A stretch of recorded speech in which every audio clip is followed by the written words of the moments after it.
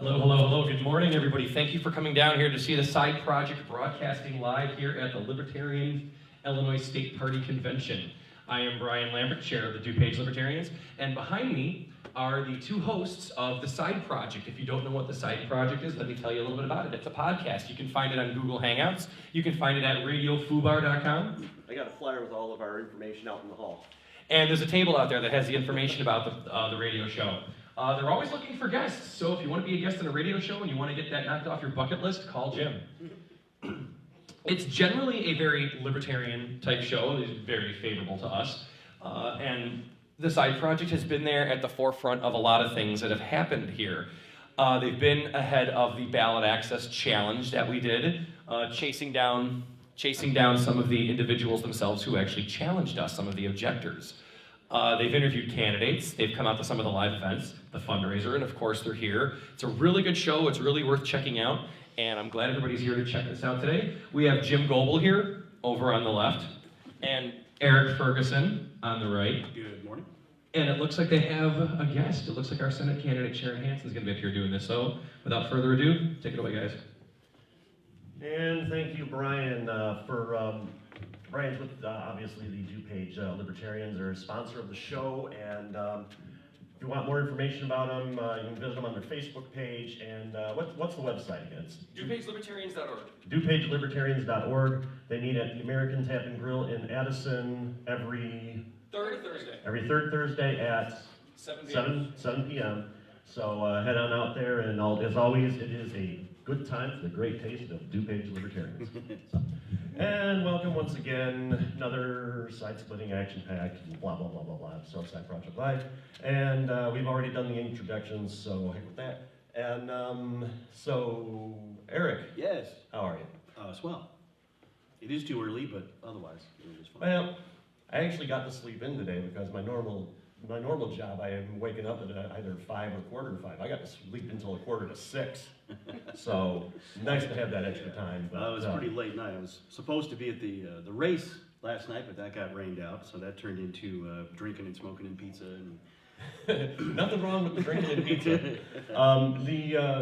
It's interesting because I was here earlier in the week to scope out the technical setup that they have here, and when I was talking to the head of the banquets and the catering, some guy came in. He was actually looking for a hotel room, and he had no reservations or anything. And the person at the desk like, NASCAR's in town. There's not anything within like 30 miles of here.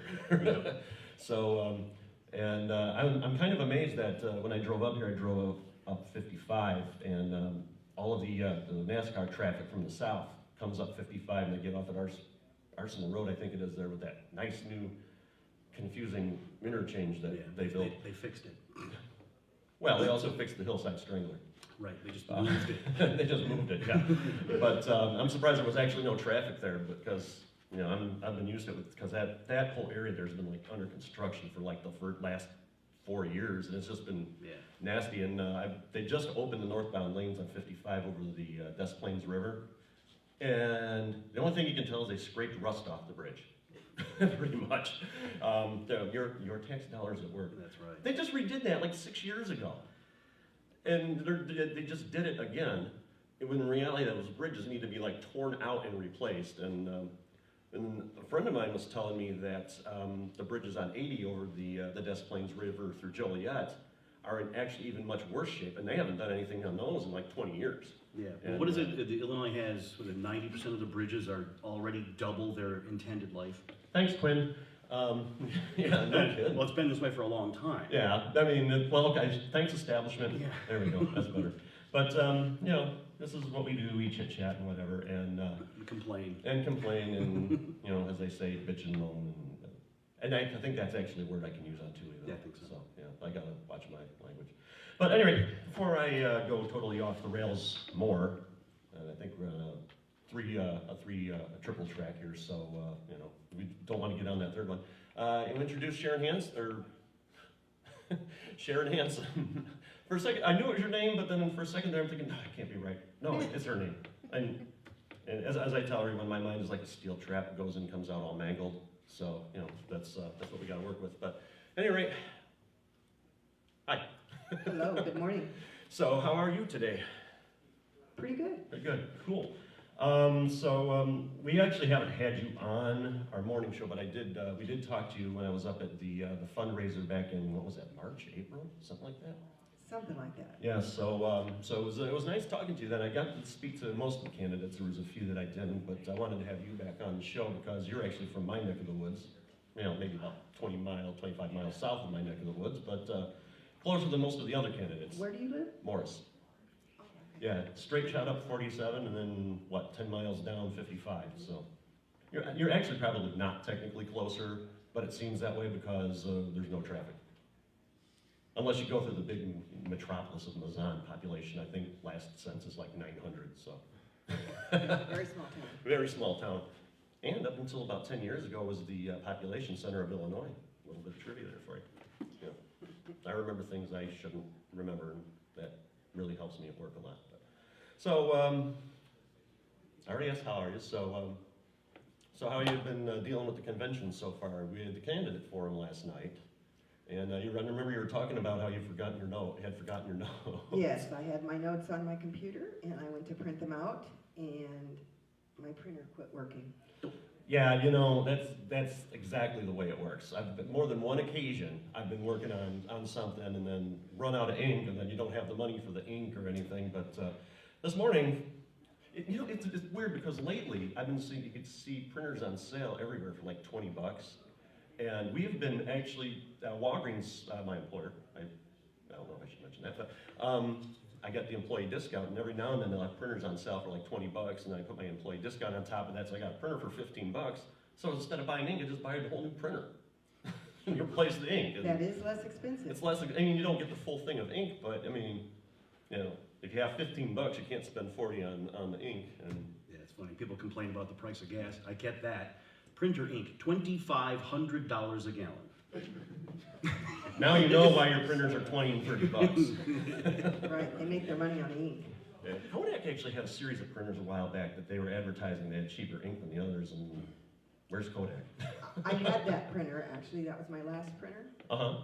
The part about their ink being less expensive is not true. I bet what it is that you can actually get less in the thing and you're replacing it more often. That's another way that they can get you. But anyway, this has been Tech Talk.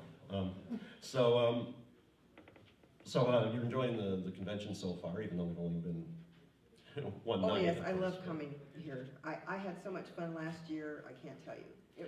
It was wonderful. Yeah, I'm surprised that I didn't come last year because it was at this same location, and that was just across the way. And everybody knows if you live in Illinois, money's tight, and really you don't got to say that because when you say Illinois, you just automatically assume that. There's a lot to say about that, but you're the only one running. The Senate is the only federal election right now in Illinois, correct? As far as I know, yes. Yeah, I don't think there's any.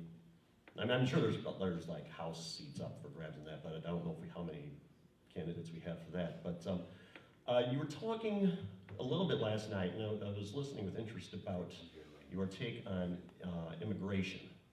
And I in a degree, I understand where you're coming from on that, because there are people that come up here, particularly for the welfare, and then of course there's the issue with terrorism. But don't you think it would be probably better to address the issues of welfare and our foreign policy first before we even take a look at that? Exactly, and if I had my notes with me, that's what I would have said. Yeah, and I learned the hard way. Since I do all the broadcasting. Oh, by the way, if you're watching on Google Hangouts on air right now, because of bandwidth problems here at the hotel, we can't do the video, you're just getting the audio right now. But later on, we are recording this, and later on in the week, we will have it up on YouTube so that you can watch and make fun of my hat, but I do this whoa all the time, and you'll make fun of that too. Make faces at us. You got it? Okay, cool. That's better. There we go. Let's turn a little bit to the side there. So, because one time on an episode earlier in the year of my show, we had been talking about about issues with the Border Patrol, because over the summer, we went on vacation to Arizona, and we had to cross Border Patrol checkpoints at 70 miles north of the border, 20 miles north of the border, and one that was 30 miles north of the border, but it was on an east-west road that parallels the border. And the first one was actually on the Air Force base, and we were driving up by it, the Barry Goldwater Air Force Range in Arizona. We're driving up by it, and we thought it was just some sort of a loading station, because, you know, military, especially along a road like that, and a huge base like that, I mean, they got installations everywhere, and we thought that's what it was, but then we got up to it like, this is a Border Patrol crossing. We're like 70 miles north of the border, and there's like the town of Ajo, Arizona on the way, so we still haven't gotten to yet. And we went through the town of Ajo, and it really looks like a beautiful town. I mean, it's in the middle of nowhere, just desert sand and some mountains everywhere. But in the downtown area, which is beautifully restored, all of the parking spots were pretty much taken up by Border Patrol vehicles. And then we were driving down to Oregon Pipe Cactus National Monument, because even though I'm a libertarian, I do like the national parks, and we've addressed that before, but if you're paying an entrance fee and you drop money in the gift shop, you know, the money in the gift shop goes directly to the park, so I don't really have a problem with that. As long as you get 20, 30, 40 bucks in there, I think you're fine, but side note. But so we went into the park, and everyone in my family had been to the Canadian border before. We'd never been down by the Mexican border. So we went down, there was a town there, all the maps call it Lukeville. The sign on the post office says Gringo Pass. I think I'm making that up, but that's really on there, and I've got pictures on my Facebook page to prove that. And we were in the parking lot of the post office, general store, whatever, that's right on the border. We're looking for a place where we can get through the fence, you know, to take a picture of my kids with the Welcome to Mexico sign behind them. We found a spot, I mean, you couldn't really read the sign, and I took a picture. Then on the way back, my wife, knowing my political tendencies, said, "Don't say anything to get us in trouble. Don't say anything to get us in trouble," because she knows me. And I'm like, you know what, we're on vacation, and the last thing I want to do is go to jail. So, you trust me, I'm not going to say anything. And then, you know, we get stopped, and I was like, rolled down your back window, looked at my kids. "Hi, how you doing? Coming back from the park?" "Okay. I see your driver's license?" And gave him the license. "All right, here you go." And I'm like, and then I say, bureaucracy, and then the guy goes, "What do you mean by that?" Not necessarily that loud, but in that tone. And then me and my wife were just caught off freaking guard. And my wife, thinking quicker than I do, which is not a hard task, I was like, "We're from the Chicago area, we're just not used to this." He goes, "Oh, you can go." And that would be nice if that was our last interaction with them. But from there, first of all, if you're ever in Arizona, and you're in like the southwest corner, which is mostly desert, but really some of the most beautiful parts of the state, on a map, you see like, I don't know, maybe like an inch, and you're thinking like 40, 50 miles, like, oh, we can get there in no time. Triple that. That's like more close to 120, 150 miles. And in the, like the 70, 80 miles, we're gonna go to the Kitt Peak Observatory, which is just amazing. They got like all these telescopes and stuff up there, and just free to go up there. And we go up there, and then we get back down. Oh, first of all, the road between them, we passed in this 100 and whatever miles it was, or what was it, like 80 or 90 miles it was, we've passed like 30 or 40 Border Patrol vehicles. And this road is 20 or 30 miles north of the border. And some of them are just parked off in the grass on the desert. Some of them are just going by. But the one problem with Arizona is that all of their two-lane roads, desert, you can go 70, 75 miles an hour legally without getting a ticket, because that's the speed limit. But the Border Patrol checkpoints needed to slow down to 25 within a half mile. And I don't know if you've ever attempted that, but that's a trick. Especially since we all drive the speed limit, and especially in Arizona. And there were two guys at this last Border Patrol. This is like maybe 10 miles east of Kitt Peak, about maybe 30 or 40 west of Tucson. And the guy's like, "Let me see your license." And there were two guys, and one of them had a drug sniffing dog. And we didn't put our license away, because we figured we'd probably have to go through this bull crap again. Notice I said crap, Steve, too, so I don't have to bleep that out. They hand it to him, and then the other guy, the guy with the dog, is like, "You are pulling into the station really pretty fast, and you know, there was a cop here, not 10 minutes ago. If he was here, I would have him give you a ticket." And you cannot do anything with these guys, and they have no sense of humor. They're all like, I'd like to say I've met military people like that, but I have not met military people like that. So I'm just, what would you do? I mean, because there was a story, there's a little town in Tucson where there's a border patrol checkpoint like that, right on the edge of town, and the school district goes around it, and they stop the school buses every day. I can't remember the name of the town. I'll link to the article when I find it. Again, I should have brought that on my notes, but and they've been holding protests at the border patrol. Oh, one thing I forgot to mention when we were coming out of Oregon Pipe Cactus, and I told them that we took a couple of pictures at the border. "You're not supposed to do that."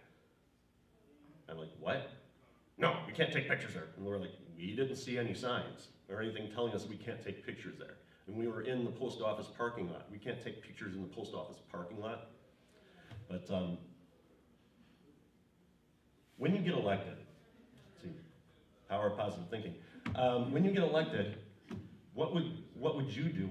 Is your opinion on these border patrol checkpoints? I mean, Arizona is really getting, the citizens in southern Arizona, not necessarily Maricopa County where Phoenix is, and Sheriff Joe, but what would you do about these border patrol checkpoints? But because you would even have to agree that that's a huge infringement upon our rights.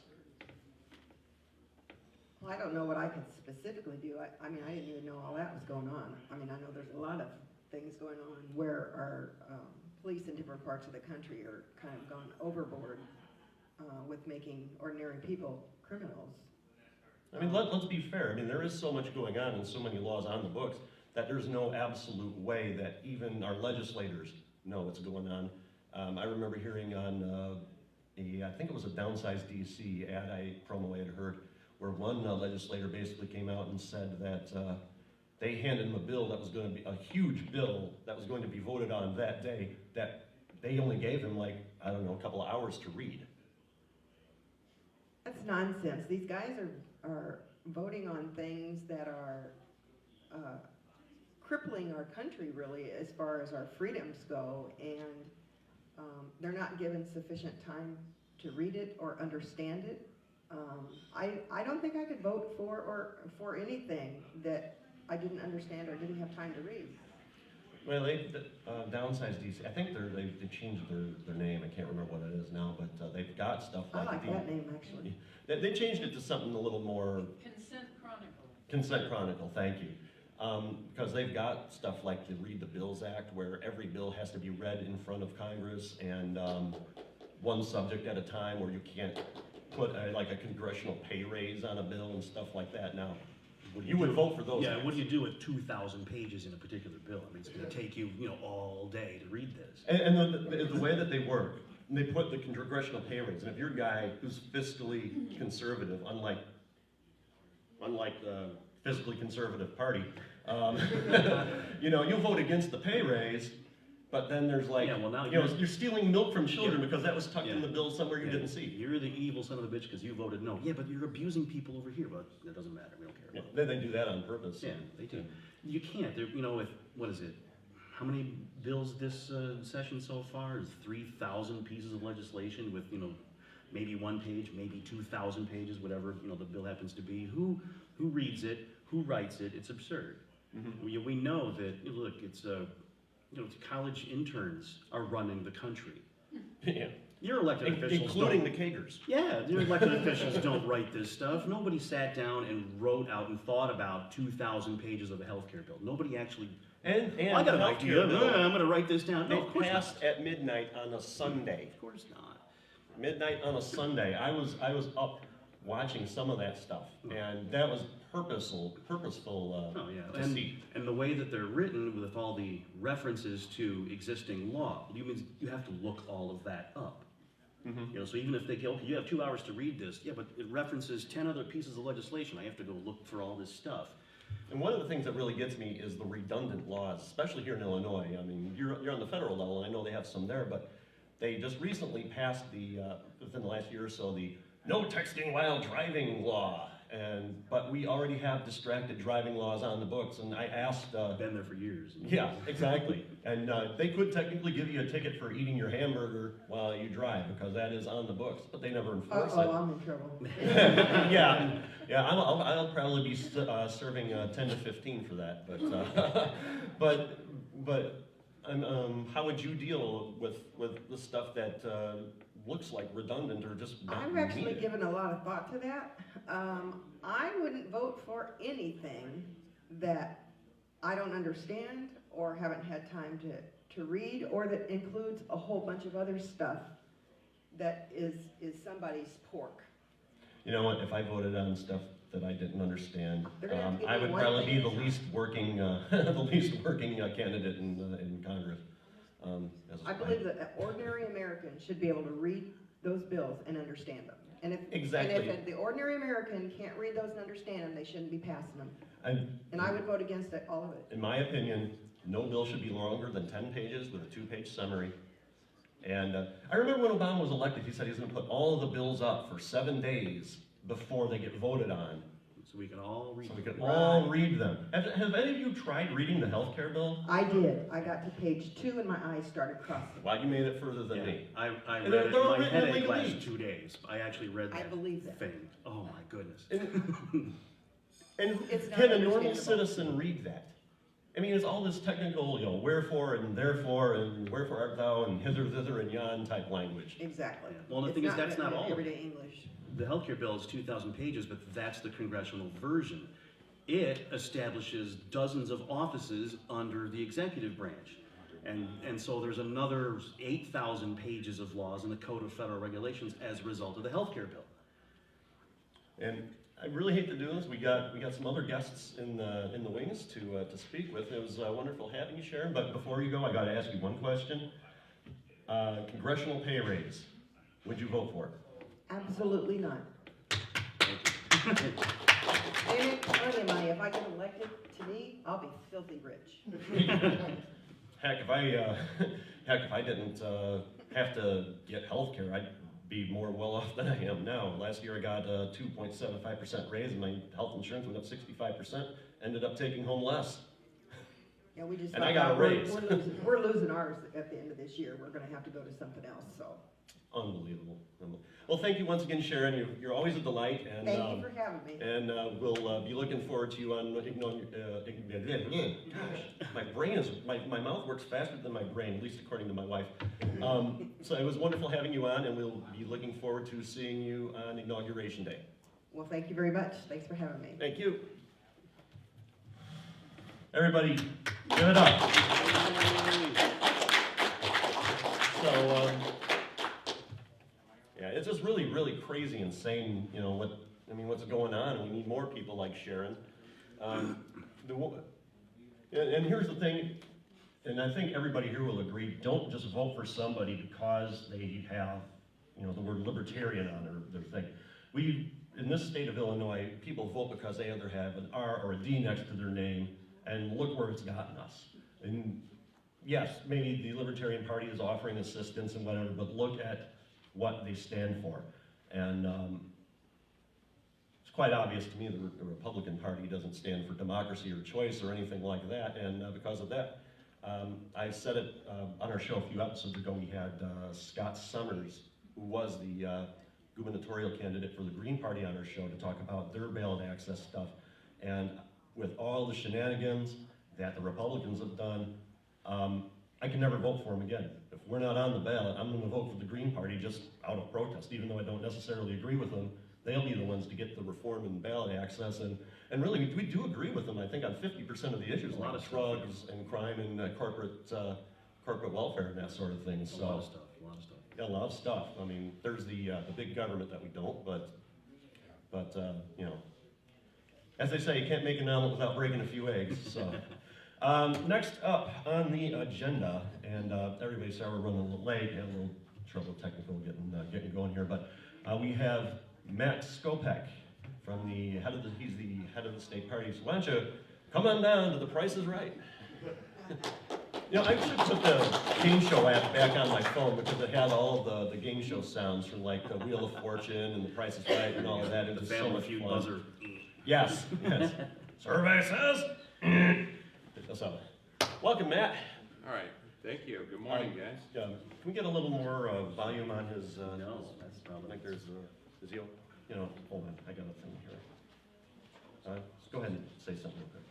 Hi, good morning, guys. Okay, I think we're good. Just look you a little closer to the mic there. Okay. So, what is your exact title with the state party? I am the state chair of the party. The state chair. So you're not like a love seat or a credenza or anything. You're the chair. Yes, I'm the chair. The chair. So we're giving you the chair. And a lot of the politicians in the state deserve the chair. But we won't go there. So, so how have you been this season? This has been one of the weirdest political seasons I've ever seen any time in my 46 years of existence. Yeah, it's been kind of stressful. The entire ballot access process was absolutely insane. I've been involved with the party for a little over 4 years now, and I have to say this process this year was extremely stressful, just kind of back and forth emotionally as whether or not we were actually going to make the ballot. Initially, I thought our efforts were outstanding, and I thought there wasn't going to be any problems whatsoever, but the Republicans, they handed it to us pretty good, and they did everything they possibly could do and spent tons of money to try and keep us off the ballot, and that just made it absolutely difficult. And I brought up and I'm not going to mention names because we're going over the air, but I've been having conversations with one of the people that brought the challenge, and I brought up to him the fact that, I mean, you guys have all of this money to spend. We're just Joe average. We have whatever we can donate, and for as much money as we raised last night at the fundraiser, you know, auctioning off seats to sit with the speakers and stuff, compared to what they have in their treasure chest, what they can muster up. I mean, that's a drop in the bucket, and we've been wasting, and I'm going to use the word wasting, all of our money to fight these ballot access challenges. Yeah, and I think that's a core of their strategy, is to prolong the amount of time it takes us to ensure that we have ballot access. It delays us from campaigning, and yeah, it wastes a lot of our money.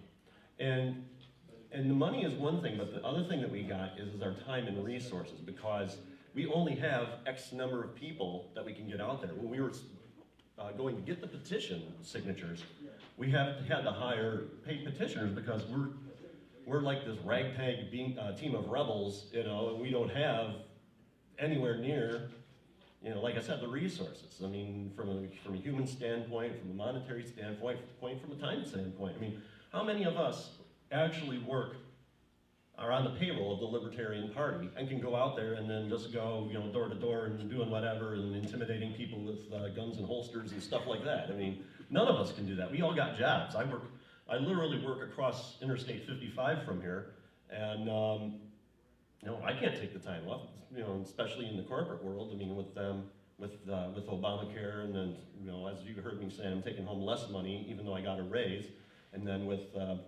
you know, the way the company I work for is. I mentioned the company name I work for, don't I? Yeah, you did. Yeah, I'm going to just shut up.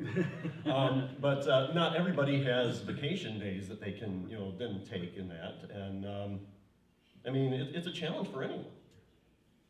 Yeah, currently the Libertarian Party of Illinois doesn't have any paid employees, so that's one thing that we're working towards. We would love to be able to afford to have full-time paid employees. That would greatly increase our outreach and our efforts. I'm very excited about this election year, though, because there's only 3 parties on the ballot, and I think that's going to give us a great opportunity to get our 5% that we need moving forward, which is really going to strengthen our party moving forward. So this is a very exciting time. You know, and I mentioned before that I'm never ever going to be voting for the Republicans again, and there was only ever one Democrat I would ever even consider voting for, and I'm not voting for him again because some guy I know at work. This is all rumor. I probably shouldn't take his word for it, but said that this one person I voted for, even though he seems to be full of integrity on the job in person, D-bag, to put it nicely. But if we have any people from the Greener Constitution Party, I mean, I'm hoping you guys join us and vote for our candidates. And like I mentioned before, I mean, there's a lot of areas we disagree on. I think we really probably disagree with the Constitution Party candidates more than the Green Party. Surprisingly. And because I don't mean to like diss them or anything, but they're like, to me, it seems like Republicans on steroids. My favorite line about them was Harry Brown was talked about that, and he said, "Yeah, and you'll love the Constitution Party. They believe in upholding the Constitution as soon as they get done rewriting it." Yeah, because I remember the one debate between the Green candidate and the Constitution and Gary Johnson in the presidential one. The Constitution Party candidate got roundly booed because he was like talking about increasing the war on drugs. Old Spice. So what would you say to, like, you know, people in the Green and the Constitution parties who are looking for a home now that they're basically off the ballot? Well, I believe that their best interest would be to vote Libertarian because we're in support of open ballots, essentially, and we're supporting third-party candidates. That's who you're voting for, and that's what we represent. So we're your next best option. If you want to stop the two-party system and you want to have ballot access in the future, then voting Libertarian sends a strong message that you want political change in America. And it's not necessarily just libertarian change. If you're voting for a libertarian, it just means you don't want to maintain the status quo with the other two major parties. And if there's only one third party on the ballot, and then everybody who normally votes third party or independent would vote for that one third party, we would easily reach the 5% and be able to change, given Congress, but the State House, but we'd actually have more influence on changing the ballot access laws, and I think that should really be the rallying cry for all the third parties right now, especially. Yeah, well, that first hurdle will be cleared, the ballot access, Yeah. that problem goes away. And you still have to run campaigns, and you still have to win elections, but you don't spend every last penny just getting on the ballot. And then on top of that, once we get somebody in, after we get the 5%, then we can actually change. I mean, I'm going to be quite frank here. I don't think there's any way that we'll get the system changed until we can get all of the third parties working in tandem to support candidates or whatever party is on the ballot at that time that has a strong ballot access reform plank. And we have to do it from the inside. Yeah. I can complain to my legislators all day and night. That's not going to do anything. I have to be that legislator.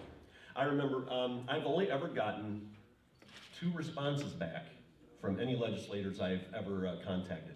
One, of course, was Ron Paul, and it was a personalized one. And the other one was Jerry Weller, I believe, and he actually sent me a message back. But I've contacted Dick Durbin on a number of occasions, and every time I contact him, I always put in the bottom of my message, please do not respond with a canned reply. And it's easier to click a button than to click dozens of buttons, I guess. So anything you'd like to add before we move on to? I'm not trying to kick you out of here, but anything you'd like to add? Anything else you'd like to say, talk about? Yeah, cookie recipes. The idea of getting our 5%, and I think it's reasonably likely that we get a candidate to earn 5% of the vote this time out, is that in the next 2 elections, we're going to flood the ballots full of libertarians across all levels of office. So we'll be running congressional level candidates and county level candidates across the entire state. And that's how we're going to work from the base up as soon as we get our 5% today. Get our names out there, and we're going to be everywhere on all levels of the ballot in the future. And technically, I think you had a slip of the tongue there. You almost said constitutional, but in reality, we do need constitutional candidates. Not Constitution Party, but we need constitutional candidates out there. And that was an interesting slip of the tongue. I knew what you were ever going to accidentally say, but I just thought it was actually kind of a poignant point that I interpreted there. So, all right. Well, thank you for being with us, and we hope to see you on Inauguration Day. And Everybody give it up. Thank you, guys. And then finally, in here, Wes Benedict. He's gonna be down here at 9, and I do not see him. Hey, Brian, you want to come up here and fill a few minutes? No. No. Sure. Wes is outside. He's talking to somebody. Oh, okay. This is here, okay. Hey, gentlemen. Hey, everybody. Gentlemen, it's just us. Who came in? I hang out with the classiest. Then why are you here? Oh, they can see that. You were cool. You know what, this works You were really cool the good. last show. You know what, but all of this visual stuff really works well when we're not doing the cameras Yeah, the live cameras on. on here. Here he is. All right, I'm just keeping the seat warm. You guys take care. You might want to get a new seat.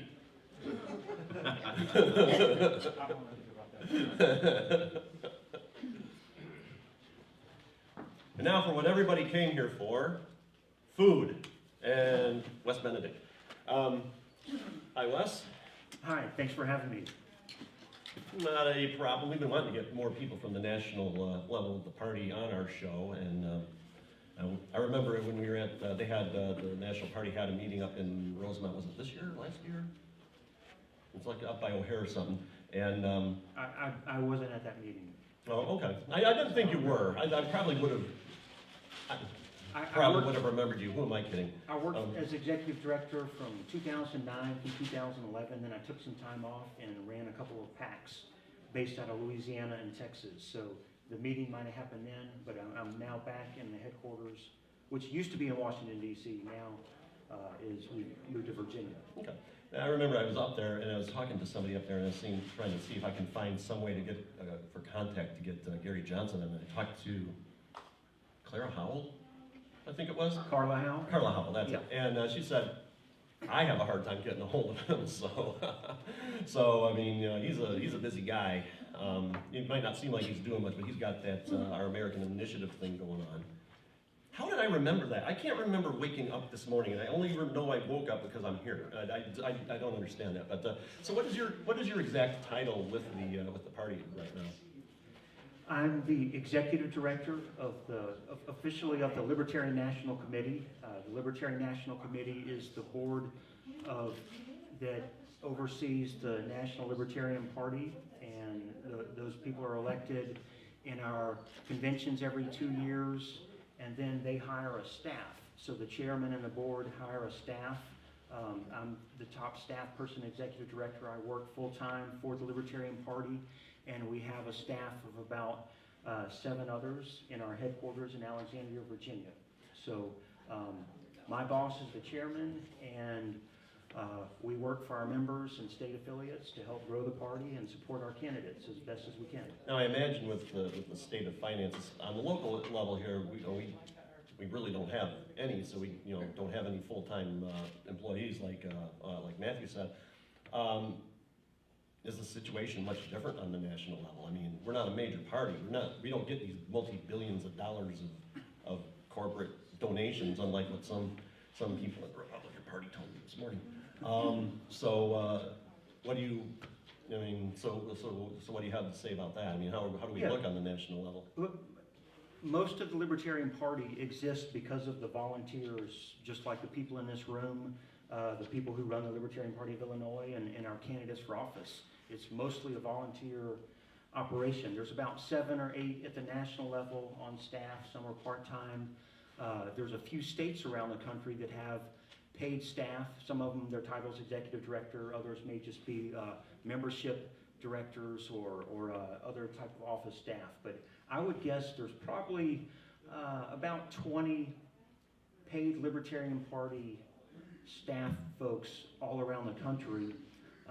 But there are thousands and thousands of activists, just like maybe we'll have up to 100 people here today. Some states have a few hundred at their conventions, some have 5 or 10. So it's mostly a volunteer operation. I hope, our goal in our job is to grow this party so that we're as big as the Republicans and Democrats, or bigger than them, and so that we hold most offices, and so we can start shrinking and eliminating government.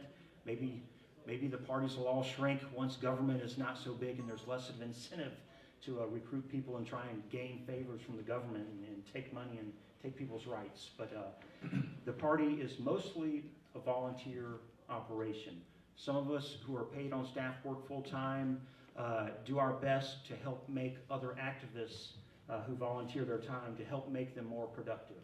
We don't always succeed at that, but that's what I feel our role is.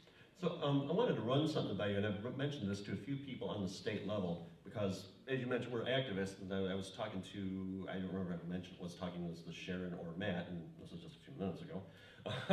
But we're all pretty much, we don't have jobs. I mean, we don't have jobs at the state party. We've got our own private businesses, or we work for a major employer, or that sort of thing. And how do you have time for a job when you're doing all this libertarian activism? I heard there's this thing called sleep. I'm not quite sure what it is. You skip to sleep, okay. That Yeah, I see. I see. I'll never. You work during the day, you volunteer for the party at night, and you don't sleep. That's However, the way to though, do if it. you ask me to give up food, there's going to be fisticuffs. I'm just throwing that out there. But we can't. It's hard for us. I mean, we can't get out. I mean, we're really the people are the number one resource that we have. I mean, because money, like I said, we don't get money from the Koch brothers, even though I believe one of them ran for president as a libertarian, or no, vice president. And I wanted to throw this by you. I brought this up to Lex Green and a couple of other people in the party, and I brought it up on my podcast previously.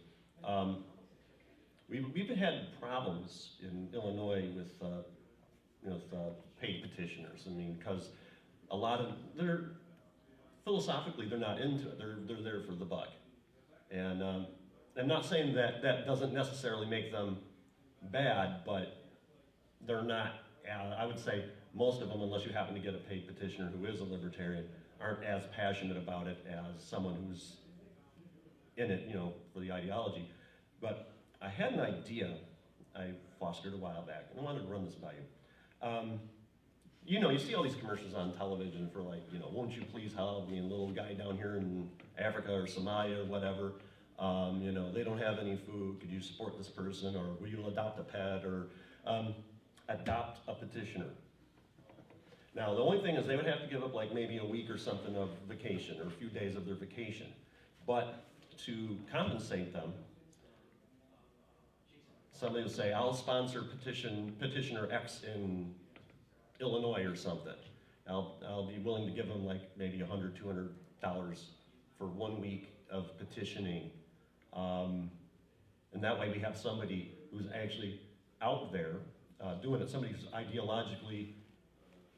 has an ideological incentive to get out there. Mm-hmm. And they're not doing it for free, and it's not money coming out of the national party or the local party. Yeah. Well, I think that happens in some cases around the country. There were people, when we did a big petition drive in Texas, who had they opened up their homes. They said, if you're going to be petitioning, you come to Texas and help. You can stay at my home for free. And people offered their homes for weeks. I think there was only 2 or 3 cases that I can specifically say where that happened. But obviously I encourage that. And anytime you can get volunteers to go out and get signatures, or volunteers to open up their homes to volunteers who are willing to get signatures if they have a place to stay, it's a great thing. When we raise money to pay petitioners, that's kind of our last resort. But often we have to do that. Out of curiosity, and you'll have to forgive me, because in my family everybody talks over everybody else, and it gets annoying, and so you won't be upset if I interrupt you. Okay. Don't do that. Okay. Because we're starting next door in a few minutes. Yeah, I know. We're going to wrap this up real quick, but okay. One thing I wanted to ask, I haven't been to the website in a while, but do they have like a forum or a marketplace, kind of like a party Craigslist thing where people can talk to each other and arrange this sort of thing? I'd say the closest thing to that right now is our Facebook page, but I've been asking for something exactly like that. I don't like to ask too hard for something that I don't have time to make happen myself, but I would find that to be very helpful. There are times when I wish I could find a graphic designer to put together a brochure, and I wish I could go there and say, hey, we need someone to make this look good. Or there's a candidate in California who wants a web designer. If they could say, hey, I need help with a website, and there's a guy in Illinois or Florida who knows how to make websites. It'd be great to have a resource, an online resource where volunteers and people who need some service can find each other.